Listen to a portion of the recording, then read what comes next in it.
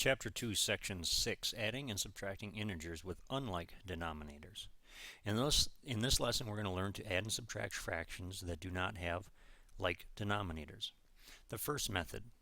Find a common denominator simply by multiplying one denominator by the other denominator. In example A, we're going to use method 1. To find a common denominator, we're going to simply multiply the two denominators together. So 1/8. We will multiply the denominator by 7 and the numerator by 7. Now remember, to keep the fraction equivalent, whatever you multiply the denominator by, you have to multiply the numerator by. 2/7. We're going to multiply each, the denominator and the numerator, by the other denominator, that is 8. So 7 times 8 and 2 times 8. Over here, let's simplify the numerator and the denominator. We'll end up with 7/56. On the right hand side, we'll simplify the numerator and the denominator. We'll end up with 16/56. Now we can just follow our rules for adding fractions with common denominators. The denominator stays the same and we simply add the numerators.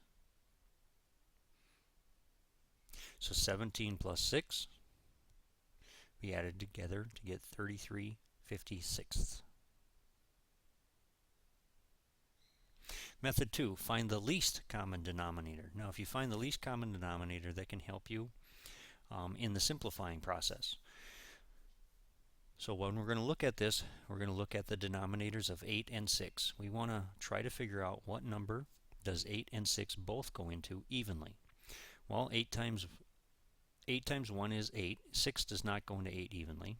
8 times 2 is 16. 6 does not go into 16 evenly. 8 times 3 is 24. 6 does go into 24. So, what number do we multiply 8 by to get to 24? We multiply 8 by 3. So I'm going to have 8 times 3. That's the denominator. Remember, whatever I do to the denominator, I have to do to the numerator. So I'm going to multiply 8 times 3. So I'll have to multiply 1 times 3. On this side, we want 6 to multiply to get 24. So 6 times what is 24? 6 times 4. So I multiply 6 times 4. That in the denominator, that means I might need to multiply the numerator 2 by 4. So I have 6 times 4 and 2 times 4. 8 times 3 and 1 times 3. Now let's simplify. In the numerator, I have 3 times 1 is 3. 8 times 3 is 24. On the right hand side, I'm going to have 2 times 4 is 8. In the denominator, I'm going to have 6 times 4 is 24. Now, because these two fractions have the same denominator, I can simply add their numerators, and I would come out with 11/24. This method was using the least common denominator.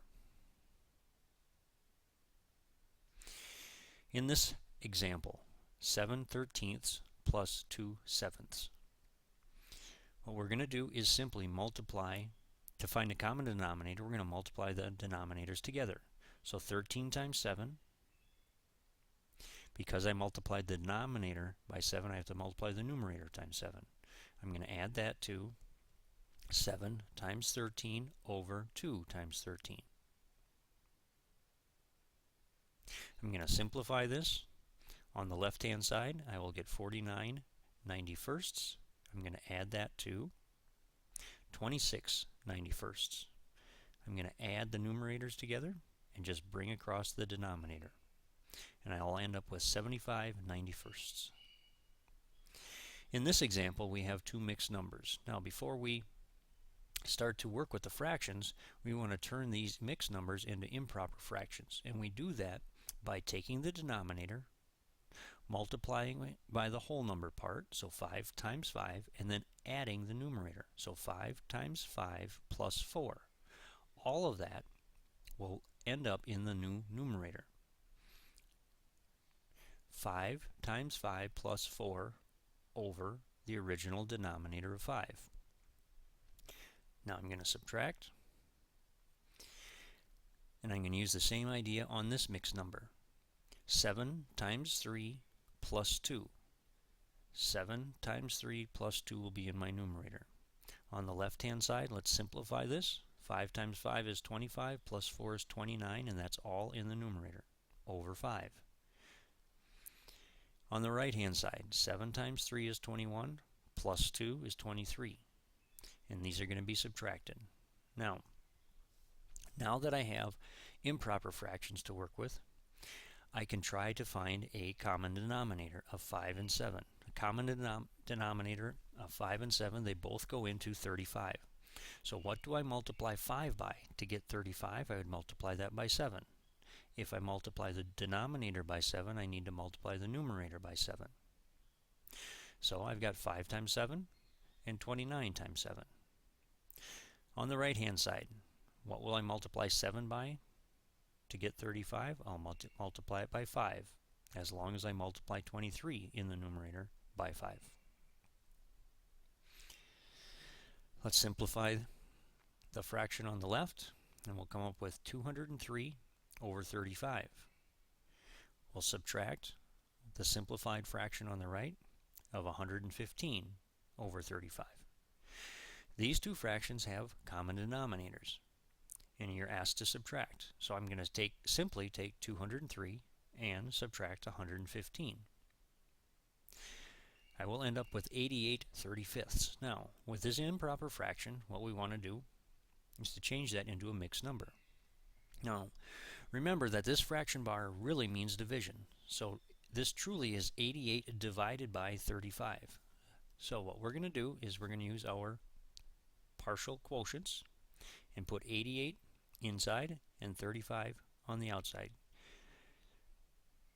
88 is the dividend, it goes in. The divisor, 35, goes on the outside.